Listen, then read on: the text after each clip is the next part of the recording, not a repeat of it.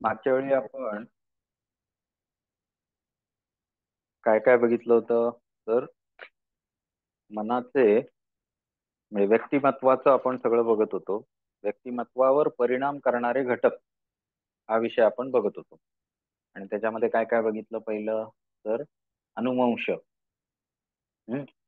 अनुवंश म्हणजे आपल्याला पालकांकडून काही ट्रेट्स किंवा आपण त्याला कसं बघितलं, योगदर्शनानुसार सुद्धा आपल्या सांगितलेलं आहे की आपल्याला संस्कारानं जाती, भोग आणि आयु या तीन गोष्टी प्राप्त होतात. तशा पद्धतीत अनुवंशिक गोष्टी आपल्याकडे येत असतात काही. त्यानंतर कुठलं बघितलं? अंतःस्रावी ग्रंथी. आठवत आहे ना? सगळं झालंय, कोरे मॅडम होतात तुम्ही. अंतःस्रावी ग्रंथींचा आपल्या शरीरावर भरपूर फरक पडत असतो. त्याचबरोबर आपल्या व्यक्तिमत्वावर पूर्ण फरक पडत असतो, कारण त्याच्यावर आपल्या भावना आपण कशा व्यक्त करतो ह्या डिपेंड असतं.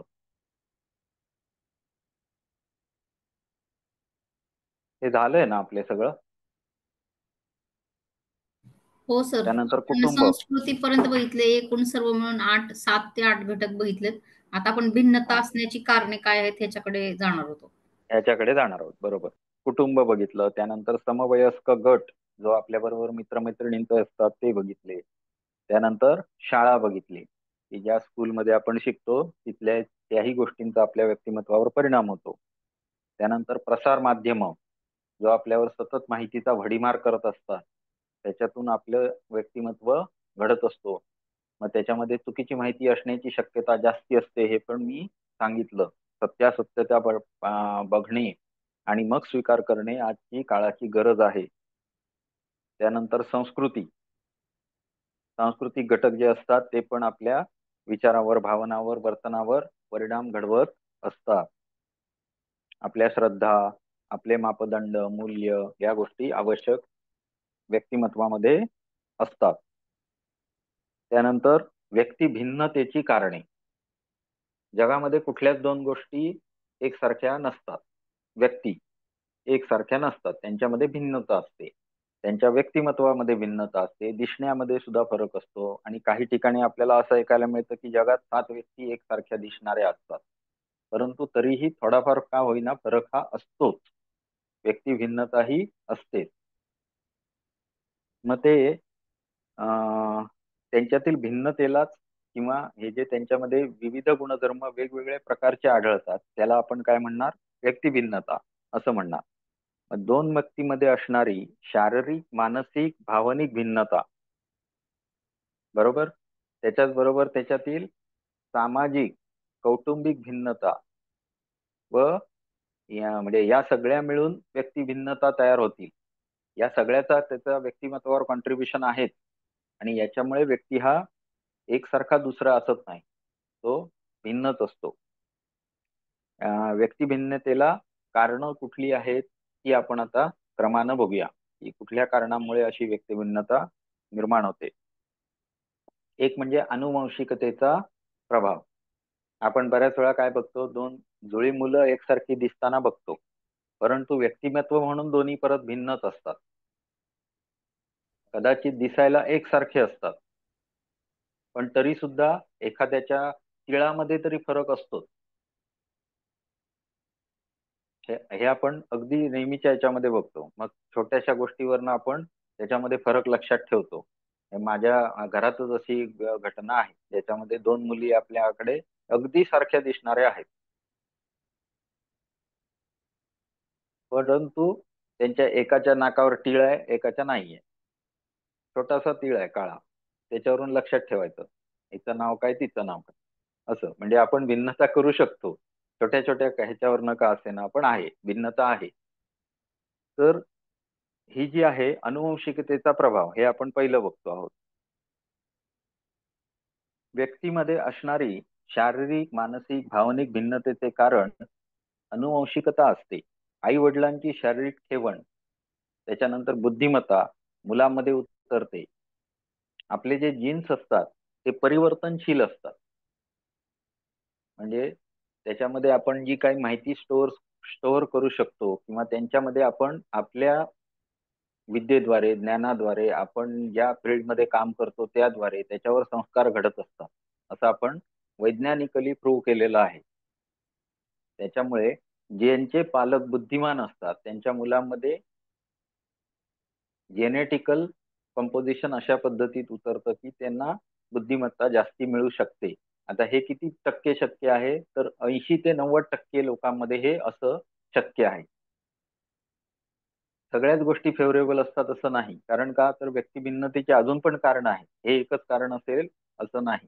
परंतु अं, ज्या पालकांमध्ये बुद्धिमत्ता कमी असेल त्यांच्यामध्ये काय होईल, आपोआपच मुलांमध्ये जे बुद्धिमत्तेचे संस्कार घडवण्याची प्रवृत्ती असेल ती कमी असेल. बरोबर आहे. बघण्याचा दृष्टिकोन किंवा घडवण्याचा दृष्टिकोन मुलांना हा त्यांचा भिन्न असेल. बरोबर आहे. त्या अनुषंगाने मुलांची जडणघडण किंवा व्यक्तिमत्वाची जडणघडण पालकांकडून जी घडवली जाईल ती भिन्न असेल आणि ती व्यक्तिमत्व भिन्न घडवण्यामागे मूळ कारण असेल. समजलंय का? सिंपल आहे, काय वेगळं आहे असं नाही हो वाटत मला. हो हो सर. जर समजा एखादा पालक भरपूर हुशार आहे, तो कोणतरी असेल, काय बाबा UPSC पास झालेला आहे असं आपण म्हणूया, तर तो त्याच्या मुलाला चांगलेच शिकवेल की नाही, आणि त्याच्यामध्ये कॅपेबिलिटी पण असेल की मुलाच्या प्रश्नांची उत्तरं देऊ शकेल. परंतु तोच जर एखादा पालक पहिली शिकलेला असेल तर मुलाच्या शंकाचं समाधान करताना त्याला प्रॉब्लेम येऊ शकतो. मग जे मुलांवर संस्कार येतील ते सुद्धा तसेच येतील. किंवा दुसरी गोष्ट अशी आहे की जेनेटिकल कॉम्पोजिशन येताना मी म्हटलं तसं की अनुवंशिकतेमुळे मुलांमध्ये बुद्धिमत्ता जास्ती असणे किंवा कमी असणे हे अनुवंशिकतेवर पण अवलंबून आहे. बरोबर आहे. ज्या मुलाची बुद्धिमत्ता जास्ती असेल तो जास्ती विकसित होईल, ज्याची कमी असेल तो कमी विकसित होईल. अशा पद्धतीत आपल्याला व्यक्ती भिन्नतेचं हे एक कारण बघायला मिळतं. सर, अनुवंशिकतेचा आहे त्याच्याप्रमाणे एखादा जर आजार असेल, जो हम्म. आई वडिलांना असेल, तर अनुवंशिकतेने तो मुलांना सुद्धा होतो. बरोबर आहे ना? होतो. व्यक्ती भिन्नता आली. मग आता आपण समजा एखादा डायबिटीस सारखा विकार घेतला, जर आईला हम्म. असेल तर तो मुलांना हम्म. होतो किंवा मुलींना होतो. हम्म. पण हम्म. ह्याच्यामध्ये आपण जर समजा अ, अनुवंशिकता खरोखरच जर आपल्याला ती डायबिटीस सारखा आजार होऊ नये असं वाटत असेल, तर आपण त्यानुसार जर आपलं रुटीन ठेवलं किंवा त्यानुसार जर आपण सगळं योगासारखं योगा केला किंवा आणि काय केला, तरी ते होऊ शकतं का असं? नाही, आता जे नवीन शोध आहेत, डायबिटीस हा पहिली गोष्ट, डायबिटीक, रुमॅटॉइड आर्थरायटिस, त्याच्यानंतर गॉयटर, हे सगळे ऑटो इम्युन या कॅटेगरीत सुरुवातीला मानत होते. ऑटो इम्युन स्वतःची शरीर प्रतिकार शक्ती स्वतःलाच खाते. त्याच्यामधला थायरॉइड आणि गाऊट नाही, आर्थरायटिस म्हणजे रुमॅटॉइड आर्थरायटिस यांना अजूनही इम्युन रिलेटेड डिसीज असंच मानलं जातं. परंतु डायबिटीसला तसं मानत नाहीत आता. डायबिटीसवर जेवढ्या संशोधन झालंय त्याच्यामध्ये फॅमिलीमध्ये जे खाल्लं जातं, आई वडिलांना डायबिटीस झालाय तर फॅमिलीमध्ये जे खाल्लं जातं तेच मूल खाणार आणि त्या अनुषंगाने त्याला डायबिटीस होणार. हे कारण मेजर आज मानलं जातंय. उद्या परत असं पण सांगू शकतील की हेरिडेटरी या जीन्स मध्ये यांच्या फरक असतो म्हणून असं होतं. अशी पण उदाहरणं अजून मिळालेली आहेत, नाही असं नाही, परंतु कन्क्लुजनवर आलेले नाही. सायंटिस्ट अजूनही कन्क्लुजनवर आलेले नाहीत. आजही तो कसा डिसीज मानला जातोय, लाईफस्टाईल ओरिएंटेड. त्यामुळे लाईफस्टाईल व्यवस्थित करणे ही आपली जबाबदारी आहे. कदाचित उद्या जेनेटिकल बायोलॉजीमध्ये त्याच्यावर डायरेक्ट सोल्युशन पण निघेल काहीतरी, की ह्या जीन मध्ये फरक करून ठेवा, काय डायबिटीस वगैरे होणार नाही. येतोय पुढे जेनेटिकल सायन्स, हळूहळू गोष्टींवर उपाय मिळायला लागत आहे. ओके. चला पुढे जाऊया. वातावरणाचा प्रभाव. आपण ज्या वातावरणामध्ये राहतो त्याच्या भोवतालच्या परिस्थितीचा, भौतिक सामाजिक वातावरणाचा आपल्यावर परिणाम किंवा प्रभाव होत असतो. त्याद्वारे आपलं व्यक्तिमत्व घडत असतं. या वातावरणाचा जीवनशैलीवर फरक पडतो. उदाहरणार्थ, मी आता इथे वातावरण म्हणून आपण सरळ हवाच घेऊया. आपण, मी आणि दळी मॅडम रत्नागिरीत राहतात मॅडम, मी इथे सिंधुदुर्गात राहतो. तर आमच्याकडे ह्युमिडिटीचं प्रमाण 90% असतं वातावरणात, आणि त्याच्यात आम्हाला श्वास घ्यायची सवयच झालेली आहे. पण जर एखादा कोरे मॅडम इकडे आल्या किंवा राम सर आले तर त्यांना श्वास घ्यायला जड वाटतं. त्याचं कारण ह्युमिडिटी आहे. परंतु शरीरामध्ये आमच्या तसा बदलच आम्ही करून घेतलेला आहे किंवा आमच्या स्वेदग्रंथी त्याप्रमाणे वागतात. पाण्याचं जे होमिओस्टॅसिस म्हणतात त्याला, त्या गोष्टीला आपण ऍक्लोमोडेशन असतं किंवा आपल्या जवळच्या गोष्टींना आपण काय करून घेतो, स्वतःमध्ये इन्क्लूड करून स्वतःला तसं बनवतो, त्याच्याशी अडॉप्ट करून घेतो स्वतःला.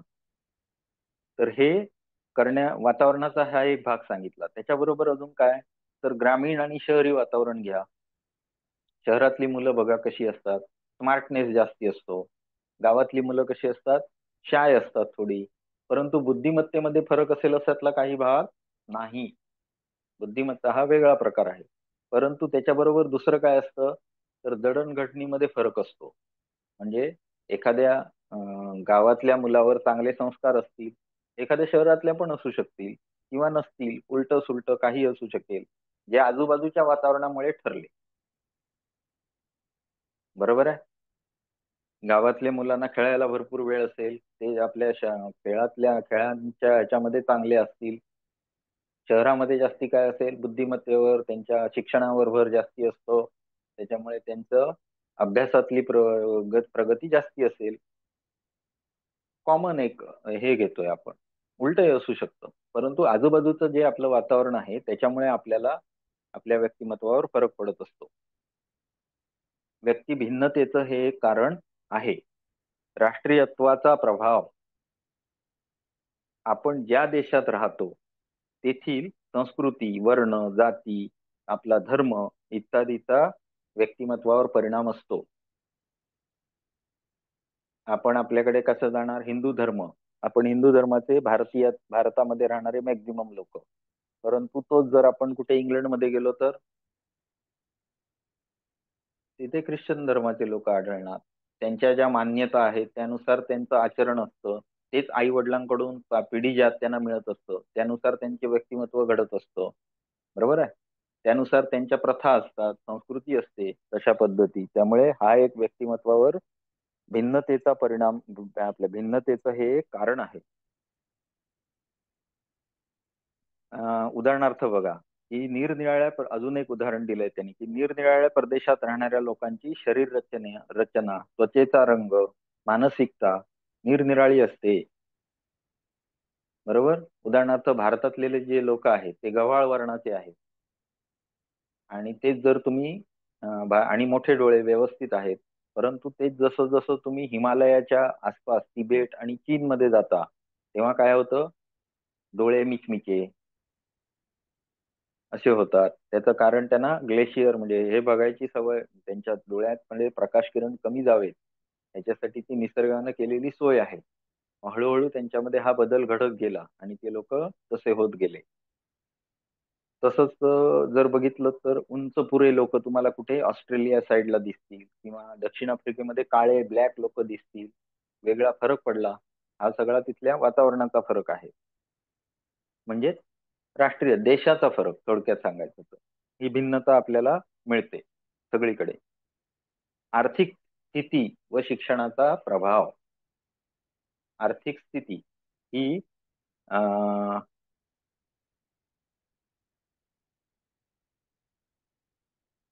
याच्यामध्ये व्यक्ती भिन्नतेच्या दोन कारण एकत्रच दिली, आर्थिक स्थितीचं आणि शिक्षणाचं. याच्यावर आपण बोललो की जर एखादा पालक सुशिक्षित असेल तर तो आपल्या पाल्याला सुशिक्षित बनवण्यासाठी मदत करू शकतो, आणि एखादा जर अशिक्षित असेल तर त्याच्यामध्ये ती कपॅसिटी नसेल. त्यामुळे भिन्न व्यक्तिमत्व दोन तयार होतील. जरी सारखे असतील जन्मतः मुलं असं आपण म्हटलं तर मोठे होत असताना या गोष्टींचा भिन्न परिणाम आपल्याला दिसू शकतो. तसंच आपल्याकडचं विकसनशील विकसित देश यांच्यामध्ये हा एक मापदंड म्हणून बघितला जातो की कुठल्याही स्टेटमध्ये, आता केरळचे जर बघितले तुम्हाला मॅक्झिमम भरपूर लोक IAS झालेले किंवा असे सगळे दिसतील. शेट्टी, अय्यर, अजून कुठे कुठे तुम्हाला दिसणार भरपूर लोक असतात. कारण काय तर त्यांच्याकडे लिटरसी रेट जास्ती आहे. या आधारे सुद्धा लोकांची चाचपणी केलेली असते. म्हणजे किती टक्के लोक सुशिक्षित आहेत त्या आधारे त्या व्यक्तिमत्वाचा त्या गोष्टींवर परिणाम घडत असतो तिथल्या तिथल्या. तर भिन्न भिन्न व्यक्तिमत्वामध्ये हे एक कारण आहे. शिक्षणाचा प्रभाव झाला आणि आर्थिक स्थितीचा प्रभाव. आर्थिक स्थितीमध्ये काय काय असू शकतं, तर सुखसोयींचा काय सुखसोयी मिळवणे. मापदंड आज जे आपण बघतो आहोत ते सगळं कशानं बघतो आहोत, हे सगळं वैज्ञानिक दृष्ट्या बघत आहोत. जर एखाद्या गोष्टीसाठी समजा मी इथून चालत लातूरला यायचं म्हटलं तर 30-40 दिवस तरी जातील, बरोबर आहे. जर माझ्याकडे आर्थिक परिस्थिती नाही आणि मी इथून नाही म्हणून काय सायकल तरी घेईन, नाही तर चालत जाईन, बरोबर आहे. करायचं तर आहे. पण एका आर्थिक सुबत्ता असलेला माणूस असेल, ज्याला इथूनच जायचं आहे लातूर पर्यंत, तो स्वतःची गाडी असेल किंवा एसटीचं तिकीट काढू शकत असेल किंवा रेल्वेनं जात असेल, त्याचा फरक पडू शकतो, बरोबर आहे. म्हणजेच आर्थिक गोष्टीमुळे संधीची उपलब्धता जास्ती प्रमाणात होऊ शकते आणि त्यामुळे त्याच्या व्यक्तिमत्वावर फरक पडू शकतो, बरोबर आहे. त्यामुळे हा एक मुद्दा असतो. वय व बुद्धीचा प्रभाव. आपण व्यक्तिमत्व हे कसं बघितलं, गतिशील बघितलं. गतिशील कंपोनंट आहे, म्हणजेच आपल्या व्यक्तिमत्वावर एक वयाचा आपल्या परिणाम सतत होत असतो. मग वय हे कसं आहे, वाढत जाणारीच गोष्ट आहे. कमी होतं का एखाद्याचं वय? नाही. पण वयाबरोबर काय वाढतं? अनुभव वाढतात सर, बुद्धी पण वाढते. हा, अनुभव वाढतो. अनुभव वाढल्यामुळे त्या अनुभवातून आपण काय शिकतो, तर एखाद्या गोष्टीला प्रतिक्रिया कशी द्यायची हे शिकत असतो. म्हणजेच आपल्या वर्तनामध्ये फरक करत असतो आणि म्हणजेच आपलं व्यक्तिमत्व बदलत असतो किंवा गतिशील व्यक्तिमत्व हे या गोष्टीमुळे असतं. तर अनुभवांचं गाठोडं हे वय जसं वाढत जाईल तसं वाढत जातं आणि त्याच्या आधारे आपल्या प्रतिक्रिया बदलत असतात, भिन्न होत असतात. त्यामुळे हे व्यक्ती भिन्नतेच्या कारणामध्ये येतं, बरोबर आहे. आपल्याकडे कसं म्हणता येईल, आपल्या दर्शनानुसार जर विचार केला तरी सुद्धा, पण आपलं दर्शन काय शिकवतं आपल्याला, योगदर्शन सगळे संस्कार नष्ट करायचे आहेत, बरोबर आहे ना. आणि इथे तसं नाहीये. इथे काय शिकवतात, म्हणून हे कसं आहे, भोगवादी आहेत, भोगवादी. ठीक आहे, पुढे जाऊ. सर हम्म. त्या गोष्टींचा अनुभव आल्यानंतरच ते संस्कार पण विसरून जाण्याचं कळतं. हा, बरोबर आहे. परंतु म्हणजे ती आपल्याकडे परिपक्वता जे आल्याशिवाय ते विसरायचं असतं हे पण कळत नाही. पण वातावरणाचा प्रभाव आणि राष्ट्रीयत्वाचा प्रभाव या जर दोन गोष्टी घेतल्या तर आपल्याकडे सुरुवातीपासूनच शिकवलं काय गेलं, संस्कृती काय निर्माण केली गेली, अशा पद्धतीत आपल्याला संस्कृती मोक्षापर्यंत नेणारी संस्कृती तयार केली गेलेली होती. म्हणजे आपलं शास्त्र हे कितीतरी भिन्न आहे इतर लोकांच्यापेक्षा. आणि हे कसं करतायत, तर व्यक्तिमत्व म्हणून जे काही त्यांनी चांगलं व्यक्तिमत्व म्हणून गृहीत धरलेलं आहे तेच भोगवादी आहे. व्यक्तिमत्व चांगलं घडलं पाहिजे असंच म्हणणार ना कोणी, का वाईट व्यक्तिमत्व घडलं पाहिजे, चोर डाकू झाला पाहिजे असं कोण म्हणणार? असं नाही म्हणत आहे. पण चांगलं व्यक्तिमत्वाची जी काय व्याख्या आहे ती त्यांची कशी आहे, भोगवादीच आहे. आलं का लक्षात? ठीक आहे. वय बुद्धीचा परिणाम. वयाचा परिणाम झाला, बुद्धी वाढत जाते. बुद्धीनुसार आपण लहान लहान असताना आपल्याला कळत असतं का काही? काही नाही. जसजशी बुद्धी वाढत जाते तसतसं आपल्याला वातावरणाशी कसं वर्तन करायचं हे समजत जातं. म्हणजेच बुद्धीचा विकास होत जातो. विकास होत गेल्यानंतर आपल्याला गोष्टींमध्ये कसं रिॲक्ट करायचं हे आपल्याला वर्तन कसं करायचं हे आपल्याला कळत जातं. आणि म्हणजेच ही एक व्यक्तिभिन्नतेचं कारण आहे.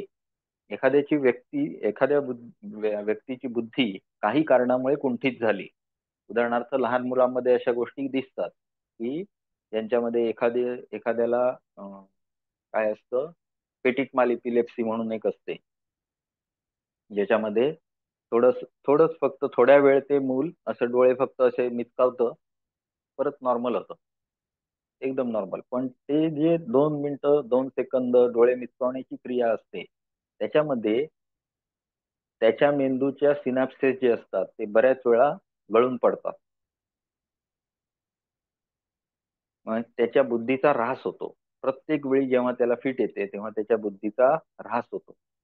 तर असं झाल्यामुळे बुद्धिमत्ता कमी होऊ शकते काही लोकांमध्ये. जर लवकर आपण डिटेक्ट केलं नाही, लवकर त्याला ट्रीटमेंट चालू केली नाही तर. त्याला म्हणतात सीझर डिसऑर्डर किंवा इपिलेप्सी, किंवा त्याला काय म्हणतो आपल्या मराठी भाषेत अपस्मार.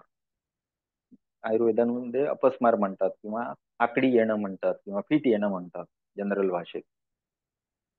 तर बुद्धिमत्ता कमकुवत होण्याचं सुद्धा कारण असतात. त्याच्यामध्ये थायरॉइड सुद्धा आहे.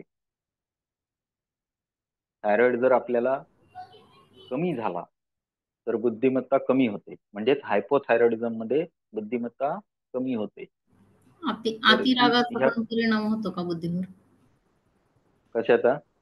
अतिरागिष्ट स्वभावाचा पण बुद्धीवर परिणाम होतो का? भगवद्गीतेमध्ये सरळ श्लोकच आहे सांगितलेला याच्यावरचा.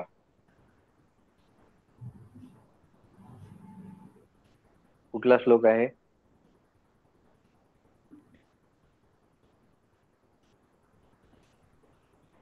रागात भवती सम्मोहा, सम्मोहात बुद्धिनाशो, बुद्धिनाशात प्रणश्यती. आहे ना? मला ह्याचा पूर्ण पाठ नाहीये, पण त्याचा ह्या असं आहे. तर त्याच्यामध्ये हा कारण सांगितलेलं आहे. पण रागाचा परिणाम काय होतो असं जर तुम्ही म्हणालात तर यांच्या दृष्टीनं, सायंटिफिक दृष्टीनं जर विचारलं तर असं काही नाही. पण राग कशामुळे तरी येऊ शकत असतो. उदाहरणार्थ त्याला कुठलं तरी केमिकल कंपोजिशन कारण असेल, मग ते शोधावं लागेल. मग एखाद्याला हायपरथायरॉइडिझम आहे का शोधावं लागेल, किंवा त्याला कुठला ऍड्रिनल डिसीज आहे का बघावं लागेल, किंवा त्याला सेरोटोनिनची कमतरता आहे, किंवा डोपामिनची कमतरता आहे, ऑक्सिटोसिनची कमतरता आहे, शोधावं लागेल जर कोणाला सायंटिफिकली गोष्टी करायच्या असतील तर. व्यक्तिभिन्नतेच्या परिणामामध्ये हे आपण बघत आहोत. व्यक्तिभिन्नतेची कारणे बघत आहोत. लिंगभेदाचा प्रभाव कसा कसा दिसतो? कला क्षेत्रामध्ये जर बघितलं तर मॅक्झिमम कोण असतात पुढे? बायका पुढे असतात, स्त्री वर्ग पुढे असतो. आणि तोच जर बघितला तर कुठल्याही टेक्निकल गोष्टी किंवा ज्याच्यात शारीरिक मेहनतीची गरज आहे अशा ठिकाणी पुरुष पुढे दिसतात. कारण काय? मॅस्क्युलाइन नेचर हे पुरुषांमध्ये असतं. त्यामुळे हा एक भिन्नता आपल्याला दिसते. पुरुष आणि स्त्री एकच आहेत किंवा भिन्न नाहीत असं जरी म्हटलं तरी हे निसर्गदत्तच आपल्याला भिन्नता आहे पुरुष आणि स्त्रीमध्ये. व्यावसायिक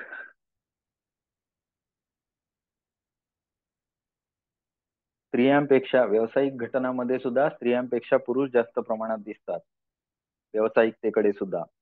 पण म्हणजे घर सांभाळणे आणि पाककला यामध्ये स्त्रिया जास्ती प्रमाणात दिसतात. निरनिराळ्या क्रीडा प्रकारात स्त्रियांचे वर्चस्व दिसते. ही व्यक्तिभिन्नताच आहे. आणि मानसिक घटकांचा प्रभाव. आता मनावर कुठले कुठले घटक परिणाम करतात आपण बघितले ते करती आपण शाळेत ज्या जातो किंवा आपल्या आजूबाजूची जी मुलं असतात, या सगळ्या गोष्टींचा आपल्या मनावर सतत परिणाम होत असतो. नेहमी घडणाऱ्या घटना या सर्वांचा आपल्या मनावर परिणाम होत असतो. यामुळे सुद्धा व्यक्ती भिन्नता निर्माण होत असते. अशा पद्धतीत आपण किती घटक बघितले? एक पहिला आपण बघितला अनुवंशिकतेचा प्रभाव, दुसरा वातावरणाचा प्रभाव, तिसरा राष्ट्रीयत्वाचा प्रभाव, चौथा आर्थिक स्थिती आणि शिक्षणाचा प्रभाव, पाचवा वय आणि बुद्धिमत्तेचा प्रभाव, सहावा लिंगभेदाचा प्रभाव, सातवा मानसिक घटकांचा प्रभाव. या पद्धतीनं आज आपण व्यक्तिमत्व हा जो सदर आहे, तुम्हाला सिलेबस मध्ये व्यक्तिमत्व नावाचा आहे, तर ते आपण संपवलेलं आहे.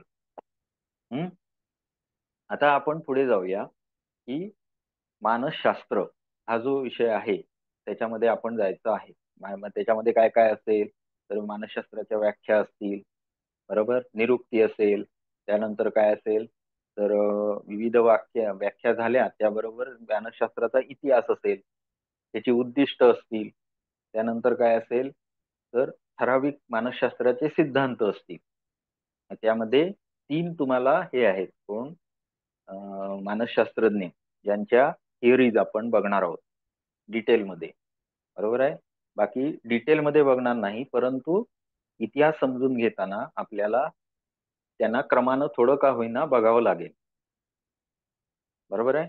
आज आपण काय संपवलं? व्यक्तिमत्व संपवलं. आणि व्यक्तिमत्वाचा अभ्यास करणं का सर्वात मुळात का घेतलं मी? खरं उलट्या पद्धतीने जाता येत असतं, मानसशास्त्र आधी घेऊन मग व्यक्तिमत्व घेतलं असतं, परंतु व्यक्तिमत्वाचा प्रभाव कशावर होत? व्यक्तिमत्वामुळे काय घडत असतं? मन वर्तन घडत असतं. मन, वर्तन, विचार. मग वर्तनाचा परिणाम हा समाजामध्ये होत असतो, दुसऱ्याला भोगायला लागत असतो. समजा की मी तापट स्वभावाचा वर्तन करणारा माणूस आहे, तर माझ्याकडून वर्तन तापट स्वभावाचं घडत असल्यामुळे माझ्या बायकोला त्रास होऊ शकतो, बरोबर आहे. मग लोकांना हे वाटायला लागतं हळूहळू की जसं आपण शरीराला जखम झाली तर आपण काय मलम लावायला, काहीतरी करायला, उपाय करून ते बरं करण्याचा प्रयत्न करत असतो. मग तसं हे असा माणूस वागण्यामागे कारण काय आहे? हा रेट्रोग्रेड विचार करणारे सैद्धांतिक तयार झाले किंवा कोण तयार झाले? शास्त्रज्ञ तयार झाले, यांनी याचा रेट्रोग्रेड विचार करून हे सगळं असं का होतं? मनुष्य काही तापट का असतात, काही शांत का असतात, किंवा काही लोकांमध्ये हे वर्तणुकीमध्ये विशिष्ट बदल का घडून येतात, इतरांसारखे ते का वागत नाहीत? मग त्यांना लक्षात आलं की या गोष्टी त्याच्या व्यक्तिमत्वावर अवलंबून असतात. मग परत पाठी गेले, व्यक्तिमत्व कसं घडतं, बरोबर आहे. म्हणून आपण सुरुवातीला काय घेतलं? व्यक्तिमत्व कसं घडतं मनुष्याचं, आणि कुठल्या घटकामुळे व्यक्तिमत्व कसं घडतं हे पण प्रोसेस बघितली सगळी. त्याचा अभ्यास कसा गेला म्हणजे कसा केला गेला, त्याच्या पद्धती काय आहेत हे पण आपण बघितलं, बरोबर आहे. गुणविशेष पद्धत आणि प्रकार विशेष पद्धत या पद्धतीने आपण त्यांचा अभ्यास कसा केला, त्यांनी सायंटिफिकली ते बघितलं. आणि आता या व्यक्तिमत्वाचा होणारा प्रभाव, ज्याला आपण काय म्हणणार? वर्तन म्हणणार, बरोबर आहे ना. त्या व्यक्तीकडून घडवली जाणारी जी क्रिया आहे ती त्याच्या व्यक्तिमत्वाशी आधारित असते. त्यामुळे त्या वर्तनाचा सामाजिक परिणाम कसा होतो, त्या व्यक्तीवर त्याचा परिणाम काय होतो, हे सगळं काय झालं? मानसशास्त्र झालं, बरोबर आहे. मनाशी रिलेटेड. मग आता मन काय आहे? मनाला आजही कोणीही डिफाईन करू शकलेलं नाही. सायंटिफिक लँग्वेज मध्ये मनाची डेफिनेशन अशी काहीही कुठे, किंवा मनाचं स्पॉटिंग की हे काढून ठेवलंय स्पॉट डिश म्हणजे पेट्री डिश मध्ये आणि हे मन आहे असं काढून ठेवता येत नाही. आपल्या मेंदूच्या भरपूर अवयवामध्ये भरपूर गोष्टी होतात आणि त्यांचा रिलेशन सांगून किंवा त्यांच्या काम काय आहे हे ह्याचे शोध हळूहळू हळूहळू लागत आहेत आणि त्याला लोक मन अशी म्हणजे संकल्पना शास्त्रीय दृष्ट्या दिली जाते. पण आपल्याकडे मात्र चित्त ही संकल्पना आहे योगशास्त्रामध्ये. बरोबर आहे. त्याचे दोनच उद्देश सांगितलेले आहेत. आपण आपलं विसरायचं नाही. त्याच्या एक भोगासाठी, दुसरं अपवर्गासाठी, असे त्याचे दोन उद्देश सांगितलेले आहेत. आणि चित्तामध्ये काय असतं, तर चित्तामध्ये वृत्ती असतात. बरोबर आहे. आणि त्या सगळ्या पाचामध्ये डिफाईन केलेल्या आहेत. प्रमाण, विपर्य, विकल्प, पुढे स्मृती आणि निद्रा. निद्रा, स्मृतय. तर या वृत्ती आहेत आपल्याकडे सांगितलेल्या. आता इथे ह्यांनी मात्र वर्तनानुसार भरपूर गोष्टी आणि मेंदूमध्ये जसजसे ते शोध लावत जातात तस तसं नवीन काहीतरी बाहेर काढतात. प्रत्येक वेळी भावनांमधून काहीतरी बाहेर काढतात किंवा बुद्धिमत्तेतून काहीतरी बाहेर काढतात आणि मग ते सगळंच्या सगळं मन या कॅटेगरीत येतं. आलं लक्षात? ज्याला एखाद्या अवयव म्हणून डिफाईन करता येत नाही अशी गोष्ट आहे मन. आणि त्या मनाद्वारेच आपल्या विचारांद्वारे आपल्याला क्रिया करण्याची आपली प्रवृत्ती असते, ज्याला आपण वर्तन असं म्हणतो.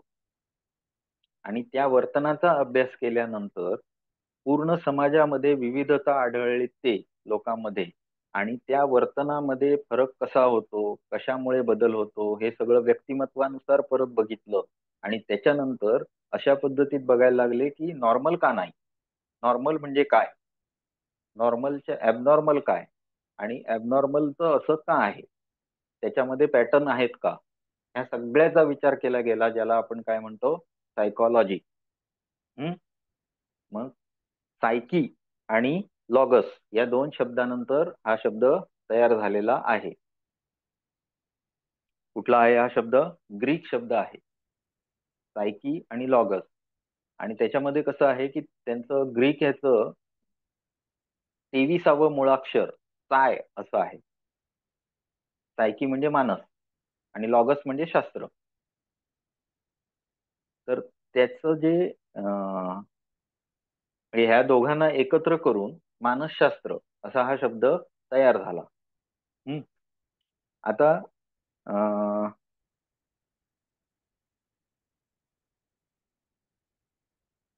जेव्हा मानसशास्त्र अशी ब्रँच तयार करायची असते किंवा कुठलंही शास्त्र असू दे, ते एका ठराविक उद्देशानं असतं किंवा ते सगळ्यांना लागू पडणारं असंच असतं. बरोबर आहे ना? म्हणजे आपण विचार करताना कसा केला पाहिजे की समाजामध्ये पूर्ण असलेले सायकी म्हणजे मानस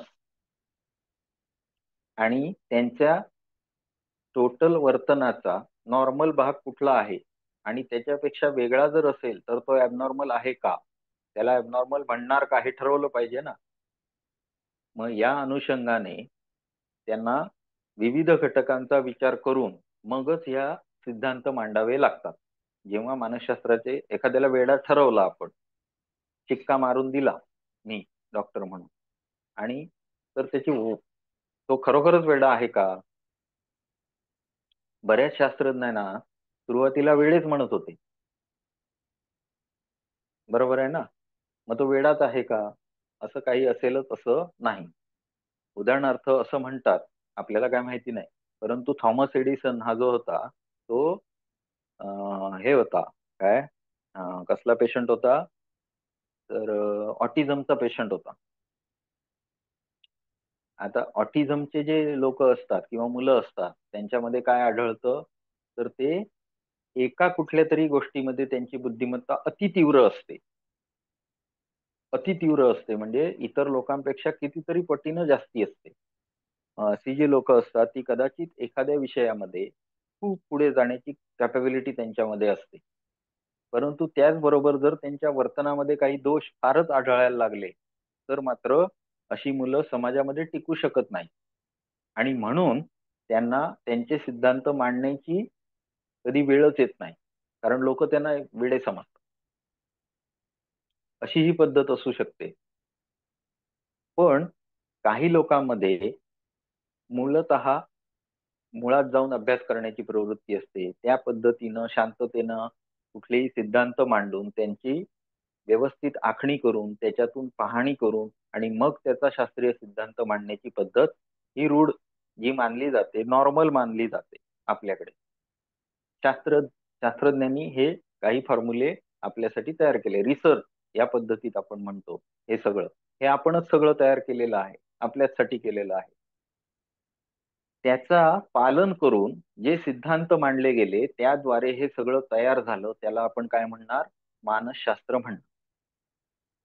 बरोबर आहे. मानवी वर्तनाचा अभ्यास याच्यामध्ये केला जातो आणि तोही कसा केला जातो? तर अखंड मानव समाज गृहीत धरून त्याच्यामध्ये नॉर्मल काय, ऍबनॉर्मल काय, या सगळ्या गोष्टी बघितल्या जाणार. बरोबर आहे. ठीक आहे. मानव आणि मानवेतर प्राणी यांच्या वर्तनाचा शास्त्रशुद्ध अभ्यास म्हणजे मानसशास्त्र.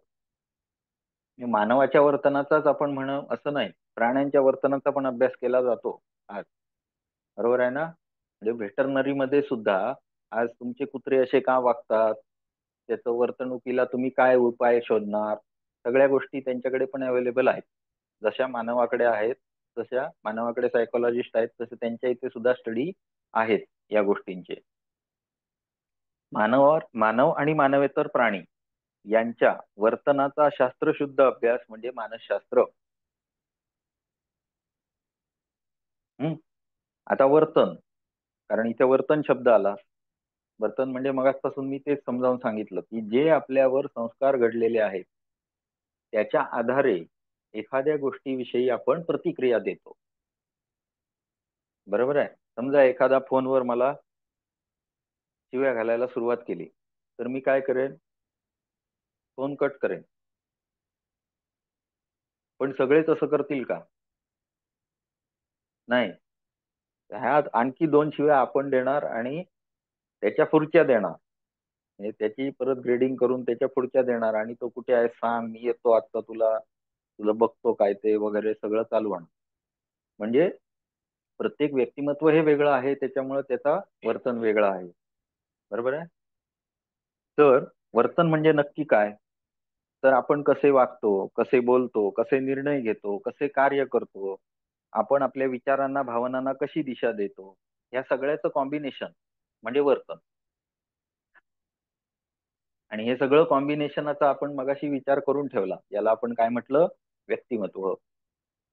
बरोबर.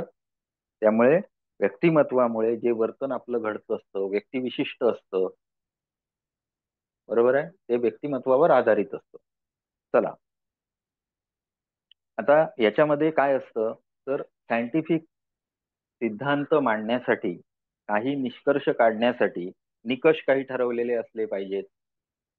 मग त्या निकषांपर्यंत कसे हे लोक गेले, त्यांनी सुरुवातीला कसा विचार केला, नंतर विचार कसा कसा कसा त्यांचा बदलत गेला, या पद्धतीनं आपण क्रमानं बघत जाऊया. म्हणजे मग आपल्याला कुठे फ्लॉलेस होईल, म्हणजे त्रास होणार नाही. हे मी एकत्र करून ठेवलंय व्यवस्थित.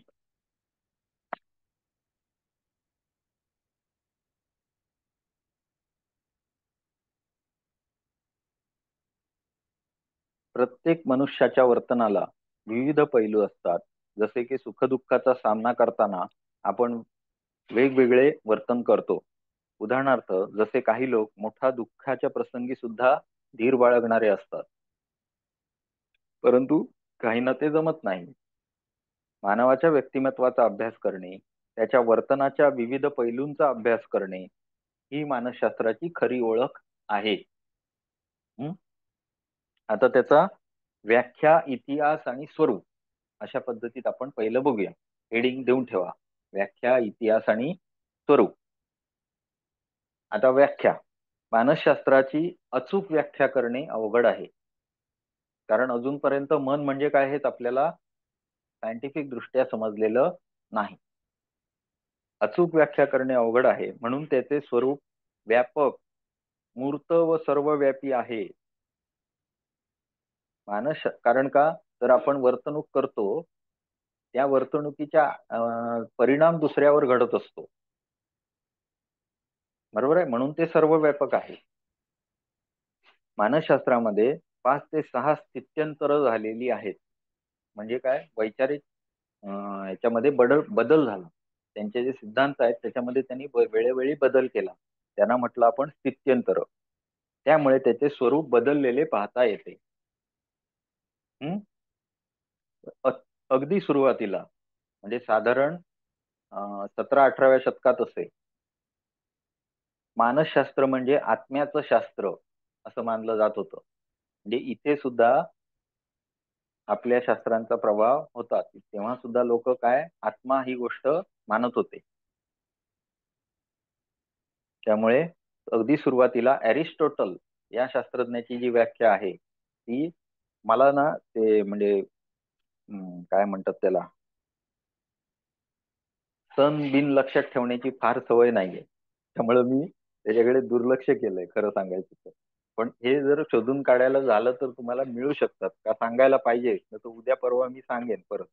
पाहिजे सणावळीत जर कोणाला पाहिजे असेल तर आहेत आपल्याकडे, मिळू शकतात. परंतु मी ते थोडस इग्नोरच केली गोष्ट, कारण ती लक्षात तर राहत नाही आणि नंतर मग ते म्हणजे मेन कन्सेप्ट राहतो बाजूला आणि गोष्टी कुठल्या कुठे जातात. गरज पण नाहीये सर. हा, गरज तशी नाही आहे. अगदी सुरुवातीला काय म्हटलं गेलं तर मानसशास्त्र म्हणजे आत्म्याचं शास्त्र, पहिली व्याख्या. आणि कोणी केली? एरिस्टॉटलनं.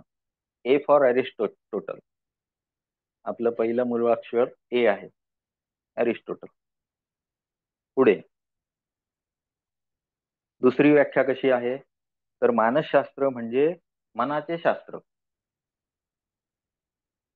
दुसरी व्याख्या ही कोणी केली आहे तर विल्यम मॅकडुगल.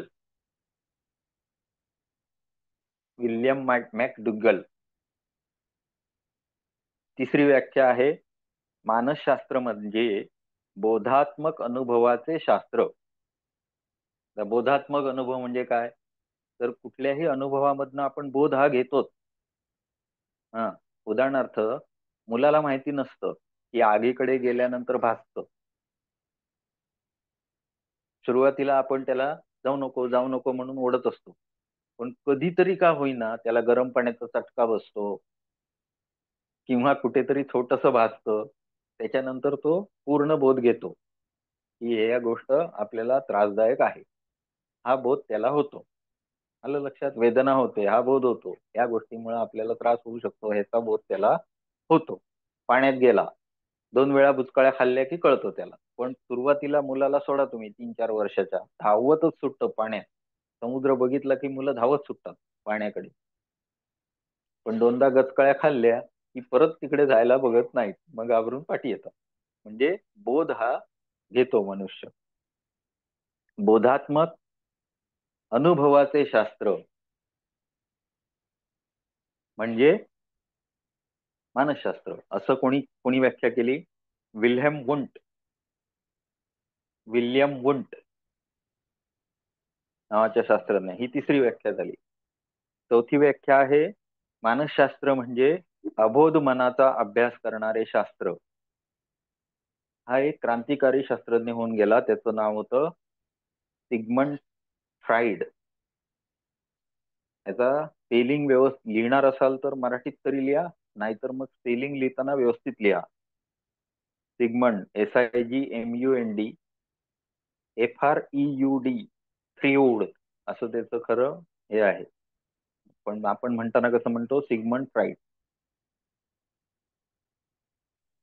मानसशास्त्र म्हणजे अबोध मनाचा अभ्यास करणारे शास्त्र.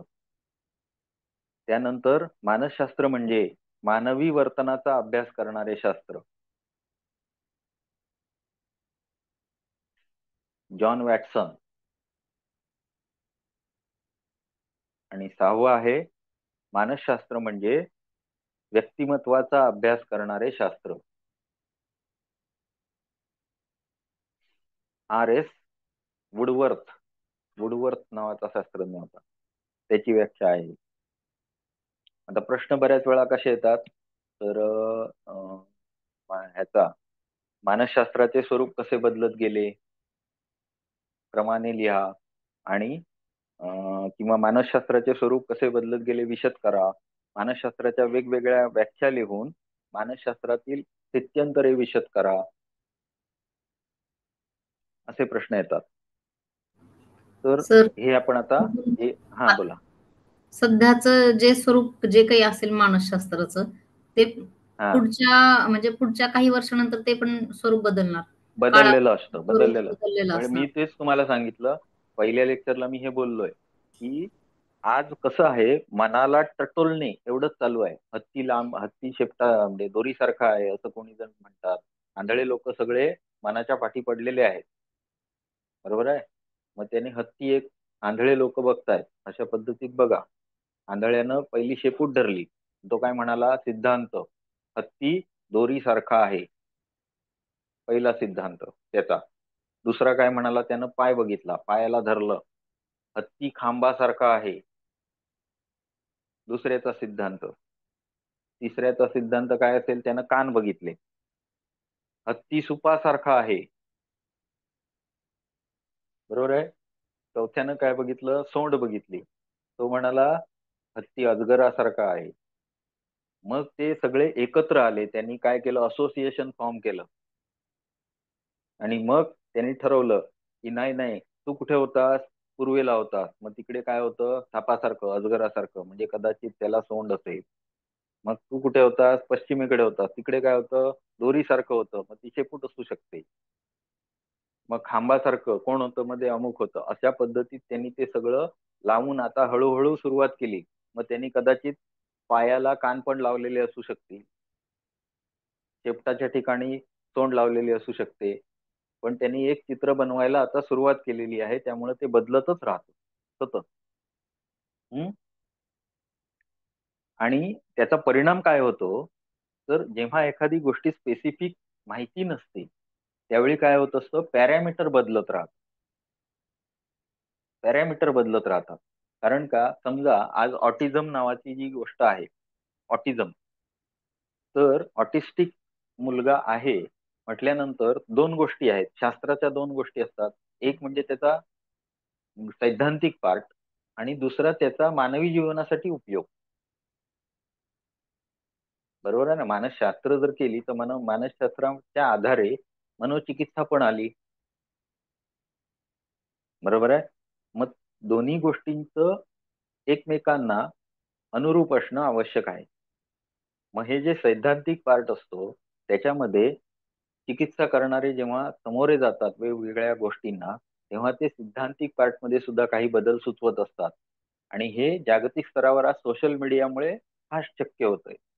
त्यामुळे प्रत्येक गोष्ट आज, आता समजा तुम्ही मॅनिक डिसऑर्डर आहे, हायपोमेनिया किंवा अशा गोष्टी आहेत की ज्या मानसिक आजारामध्ये येतात, तर त्यांचं प्रश्नावली असते की 10 प्रश्नांची उत्तरामधले 8 प्रश्न जर पॉझिटिव्ह असतील तर हा अमुक मानसिक आजाराचा पेशंट आहे. मग ही जी प्रश्नावली आहे, हे झालं सिद्धांतिक पार्ट. एखाद्या व्यक्तीला जर आजारामध्ये टाकायचं आहे तुम्हाला या कॅटेगरीमध्ये, आणि हे का टाकायचं आहे, तर या कॅटेगरीची औषधं वेगळी असतात, कॅटेगरी बदलली की औषधं बदलणार, बरोबर आहे. मग ही जी क्वेश्चनरी असते याच्यामध्ये सतत दर 6 महिन्याला बदल होत असतात, एवढं सतत होत असतं गोष्टी. तर हे बदलणारच आहे आणि अजूनही बदलतच आहे. म्हणून मानसशास्त्राची सर्वांगीण व्याख्या नाही. पूर्वी तत्वज्ञानाची शाखा म्हणून मानसशास्त्राकडे बघितलं जात होतं. हा खूप मोठा हे आहे, कारण अरिस्टॉटल, कारण कसं आहे, पाश्चिमात्य लोकांनी शोध जसं घेत गेलं, अध्यात्म शास्त्र हा जो पार्ट आहे तो आपल्याकडे कशा पद्धतीने बघितला गेला, धार्मिक म्हणून, बरोबर आहे. त्या आपला जो पुरातन धर्म आहे सर्वात, असं आपण म्हणतो, तर तिथून जरी उगम मानला तरी जे जे जे ज्यांना ज्यांना पटलं ते ते पुढे पुढे होत गेलं. आपल्या धर्मातून अनेक धर्म निर्माण झालेले आहेत. काही तर हे आहेत, काय म्हणतो आपण त्यांना, संप्रदाय म्हणतो, आणि तरी त्यांना आज धर्म म्हणून जगात मान्यता आहे. परंतु या सगळ्यांचा बेस काय आहे, आध्यात्मिक बेस, बरोबर आहे ना. जो आत्म्याचं शास्त्र म्हणून सुरुवातीला गणला गेला, आणि पहिलीच व्याख्या ती आहे. म्हणजे पूर्वी तत्वज्ञानाची शाखा म्हणूनच मानसशास्त्र मानलं जात होतं. आपणही काय करतो आहोत, तत्वज्ञान किंवा अध्यात्मशास्त्र जे आहे ते, जो कैवल्य पदाला पोचलेला माणूस आहे तो भौतिक ज्ञानेंद्रियाद्वारे किंवा वाचेद्वारे वर्णन करून सांगू शकतो आहे का? तर नाही. कारण ते इंद्रियातीत गोष्ट आहे असंच आपण मानतो, बरोबर आहे.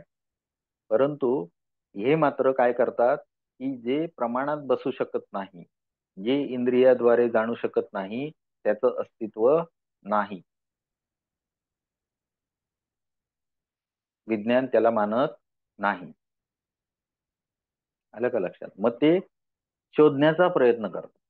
आपल्याकडे असलेल्या परिमाणांद्वारे परिमाण लावून लावून विविध परिमाण निर्माण करून ते शोधण्याचा प्रयत्न करतात. मग सुरुवात कशी झाली, तर तत्वज्ञानापासून मानसशास्त्र वेगळं झालं आहे. हे 16व्या ते 20व्या शतकामध्ये झालं.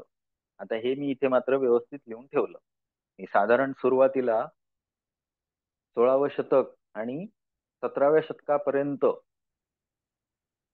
आत्म्याचं शास्त्र असंच त्याला मानलं जायचं.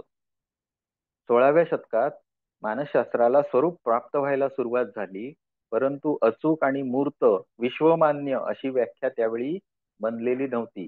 हळूहळू मग ती काय होत गेली, इव्हॉल्व्ह होत गेली.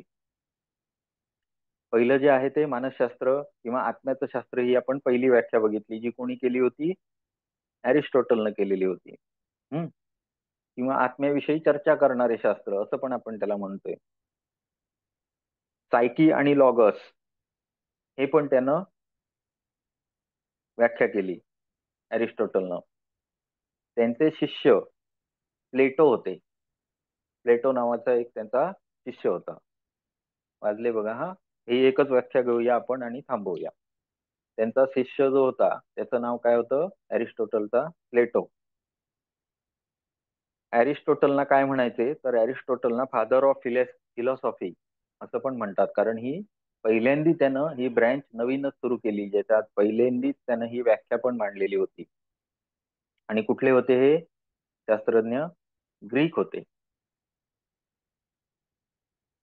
या सर्व संकल्पना एकत्र त्यांनी, म्हणजे सॉक्रेटिस, अरिस्टॉटल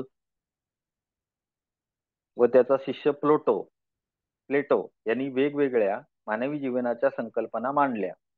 या सर्व संकल्पना एकत्र करून त्यातूनच मानसशास्त्राचा उदय झाला. या लोकांना सुरुवातीला प्रश्न पडलेत काही, आणि त्यांनी तिघांनी एकत्र येऊन याच्याविषयी चर्चा केली.